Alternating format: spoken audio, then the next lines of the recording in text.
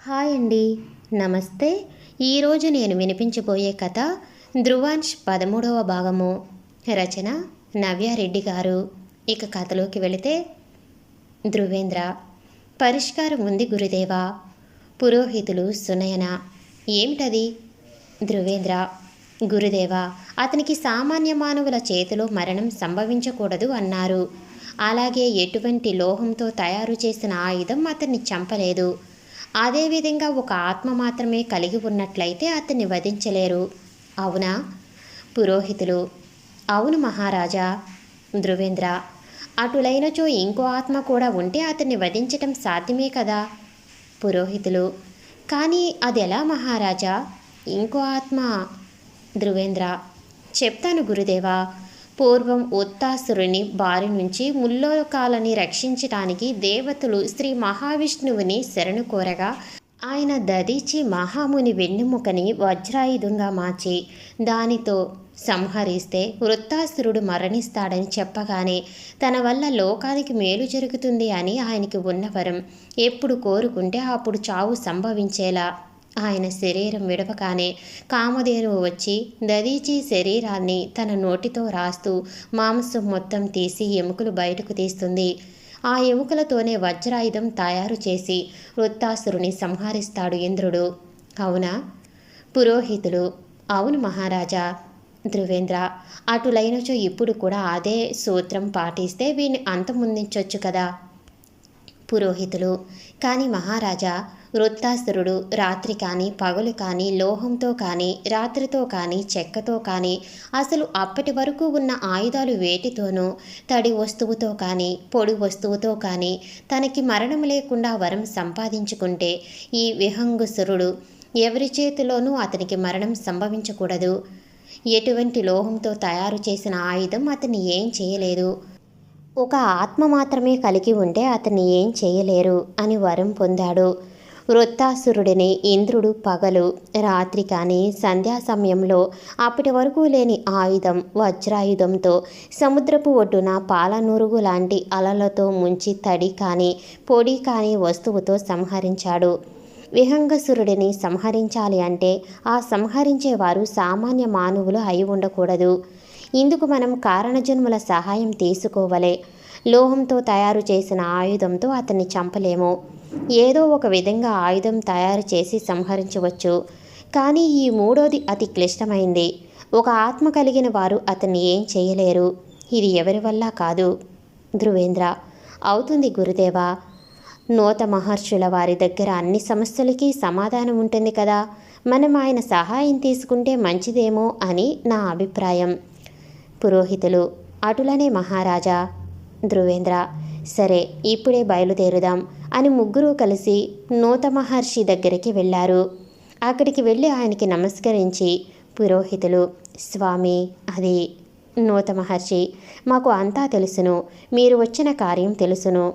ధ్రువేంద్ర: అటులైనచో పరిహారం ఉందా స్వామి? నోత మహర్షి: సమాధానం లేని ప్రశ్న. పరిహారం లేని సమస్య ఉండదు నాయనా. ధ్రువేంద్ర: అటులైన ఈ సమస్యకి పరిహారం ఏమిటి స్వామి? నూత మహర్షి: ఒకరి త్యాగం. ధ్రువేంద్ర: అర్థం కాలేదు స్వామి. నూత మహర్షి: వృత్తాసురుడిని చంపటానికి దదీచి మహాముని ప్రాణత్యాగం చేసినట్టు ఈ రాక్షసుని సంహరించటానికి కూడా ఒకరు త్యాగం చేయాలి. ధ్రువేంద్ర: అటులైన వారిని సంహరించటానికి కూడా వజ్రాయుధం కావలెనా? నూత మహర్షి: కాదు, ఇది వజ్రాయుధం కాదు. ఇతనికి ఉన్న వరం ప్రభావం వలన సామాన్య మానవులు ఇతన్ని ఏమీ చేయలేరు. వారు కారణజన్ములు అయితే తప్ప ఎటువంటి లోహంతో చేసిన ఆయుధం అతన్ని సంహరించలేదు. అనగా ఆయుధం తయారీ లోహంతో కాదు, అలా అని వెన్నెముకతో కూడా కాదు. వీడికి బలం మనిషి గుండె. ఆ మనిషి గుండెతోనే ఆయుధం తయారు చేసి వాడిని సంహరించవలే. ఇక మూడవది, ఒక ఆత్మ మాత్రమే కలిగి ఉన్నవారు అతన్ని ఏం చేయలేరు. అనగా సంహరించే వారి దేహంలో అతని ఆత్మ కాకుండా వేరొక ఆత్మ కూడా ఉండవలెను. ధ్రువేంద్ర: అదెలా సాధ్యం స్వామి? నూత మహర్షి: ఈ సమస్యకి పరిష్కారం ఒకరు త్యాగం చేయాలి. వారి జీవితం, వారి గుండెతో తయారు చేసిన ఆయుధంని వాడి అంతానికి ఉపయోగించాలి. ధ్రువేంద్ర: స్వామి, ఆ ఆయుధాన్ని ఎవరైనా ఉపయోగించి వాణ్ణి సంహరించొచ్చా? నూత మహర్షి, పూర్తిగా చెప్పనివ్వు నాయనా.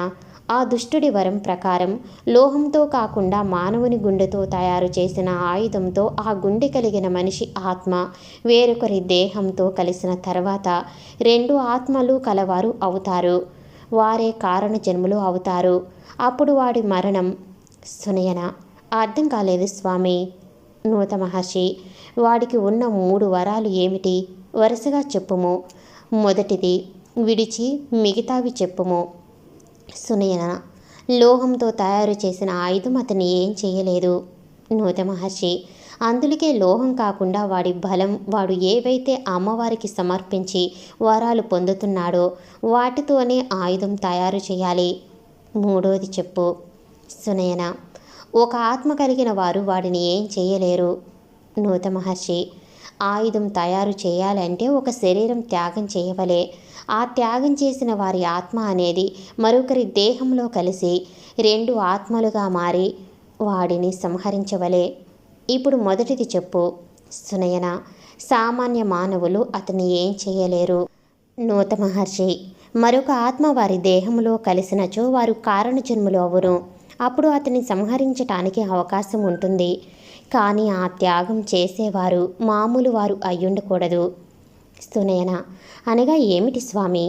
నూత మహర్షి, వారు ఒక యోధులు అయ్యుండాలి. వారు బ్రతికుండగానే వారి శరీరాన్ని చీల్చి గుండెను బయటికి తీయవలే. అందుకు తగిన వ్యక్తి కావలే. ధ్రువేంద్ర, నేను సిద్ధమే స్వామి. ముగ్గురు ఆశ్చర్యంగా చూస్తున్నారు ధ్రువేంద్ర వైపు. ధ్రువేంద్ర, అవును స్వామి, నేను అందుకు సిద్ధమే. ఆ దుష్టుడిని అంతం చేయుటకు నన్ను నేను అర్పించుకుంటాను. నూత మహర్షి, త్యాగం అనగా ఈ ఒక్క జన్మ కాదు. మిగిలిన వాళ్ళు అర్థం కాక అలానే చూస్తున్నారు ఆయన వైపు. నూత మహర్షి, త్యాగం చేయటం అనగా వారి మానవ జన్మని, అనగా మానవునికి 7 జన్మలు. మీరు ఆ 7 జన్మలు త్యాగం చేయవలే. ఇక మీకు మరల పుట్టుక అన్నది అసంభవం. ఆ మాటతో ముగ్గురు షాక్ అయ్యారు. పురోహితులు, అటుల ఎటుల స్వామి? ఏ త్యాగమైనను కూడా వారి అప్పటి జన్మ త్యాగం చేస్తే సరిపోతుంది కదా. ఇలా వారి అన్ని జన్మలని త్యాగం అంటే? నూత మహర్షి, వారి వరం ప్రకారం మరొక ఆత్మ కావలే. ఆ ఆత్మకి దేహం ఉండకూడదు. కేవలం ఎవరైతే వారిని చంపుతారో వారి దేహంలో మాత్రమే సజీవంగా ఉండాలి. అది ఎన్ని జన్మలైనా సరే. ధ్రువేంద్ర, అందుకు మేము సిద్ధమే స్వామి. సునయన, లేదు బావా, ఆ త్యాగం నేను చేసేదను. మన ఇద్దరి దేహాలు వేరైనా ప్రాణం ఒకటే అని ఇన్ని రోజులు నమ్మినాము. ఇప్పుడు అది నిజం అవుతుంది. మా ఆత్మ మీ ఆత్మతో కలిసినచో మనం శారీరకంగా వేరు అవ్వచ్చు, కానీ మానసికంగా ఒకరమే అవుతాము. ధ్రువేంద్ర, లేదు సునయన, బ్రతికుండగానే గుండెని చీల్చి ఆయుధం తయారు చేస్తారు. మేము ఉండగా మీకు ఆ బాధను ఇవ్వలేము. సునయన, అది కాదు బావా. ధ్రువేంద్ర, మీరు మేము చెప్పింది చేస్తాము అని మాట ఇచ్చారు పందెం ఓడినప్పుడు. ఇప్పుడు ఆ మాటని నిలబెట్టుకోండి. అని స్వామి, నేను సిద్ధమే ఇందులకు. కానీ మా ఆత్మ వేరొకరి శరీరంలోకి ఎటుల ప్రవేశించవలే? నూత మహర్షి, మీ గుండెతో ఆయుధం తయారు చేసిన పిమ్మట మీ ఆత్మ మీ దేహాన్ని వీడుతుంది. అప్పటి వరకు మీ ఆత్మ కలిగి ఉన్న మీ దేహం నుంచి రక్తం తీసి వారిలో ప్రవేశపెట్టాలి. అటులైన మీ ఆత్మ వారి దేహంలోకి వెళుతుంది. సునయన, నా దేహంలోకి మా బావ ఆత్మని ప్రవేశపెట్టండి. నూత మహర్షి, లేదు తల్లి, త్యాగం చేయువారు పురుషులు అయినందున వారి ఆత్మ కూడా పురుషునిలోనికి వెళితేనే ఆత్మ బలం పెరుగుతుంది. ధ్రువేంద్ర, మరి ఎవరి దేహంలోకి వెళ్ళాలి స్వామి? నూత మహర్షి, అది కాలమే నిర్ణయిస్తుంది నాయనా. ధ్రువేంద్ర, అటులైన ఇప్పుడే ఆయుధ తయారీకి సిద్ధం చేయండి స్వామి. సునయన అక్కడి నుంచి పక్కకి వెళ్ళిపోయింది. ధ్రువేంద్ర కూడా తనతో వెళ్ళి, ఏమైనది సునయన? సునయన ధ్రువేంద్రని పట్టుకుని ఏడుస్తూ, ఎలా బావ ఉండేది మీరు లేకుండా? జన్మ జన్మల బంధం అనుకున్నామేమన్నది. ఇప్పుడు ఏ జన్మలోనూ ఇక మనం కలవలేం. మీకు అసలు జన్మనే లేదు. మా వల్ల కావటం లేదు బావా. ధ్రువేంద్ర, ప్రజల యోగక్షేమాలు చూసుకునేవారే రాజుదేవి. వారి భద్రత కోసం మమ్మల్ని మేము అర్పించుకుంటున్నాము. అది మాకు చాలా ఆనందాన్ని ఇస్తుంది.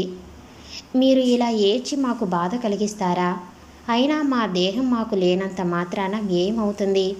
మా మనసులో ఎప్పటికైనా స్థానం మీదే. ఈలోగా పురోహితులు గారు వచ్చి, అన్నీ సిద్ధమే మహారాజా. సరే అని ముగ్గురు నూత మహర్షి దగ్గరికి వెళ్ళారు. నూత మహర్షి, రాజా మీరు ఇక్కడ కూర్చోండి. ధ్రువేంద్ర అక్కడికి వెళ్ళటానికి ఒక అడుగు ముందుకేసి మరలా వెనక్కి వచ్చి, సునయన మాకు ఒక మాట ఇవ్వండి. సునయన, చెప్పండి బావా. ధ్రువేంద్ర, ఆ దుష్టుడిని అంతం చేయటంలో మా ఆత్మ ఉండే దేహం కలవారికి మీరు సహాయం చేయవలే. సునయన, అటులనే బావా, మాటిస్తున్నాము. ఏ జన్మలో అయినా సరే ఆ దుష్టుడి అంతంలో మా పాత్ర ఖచ్చితంగా ఉంటుంది.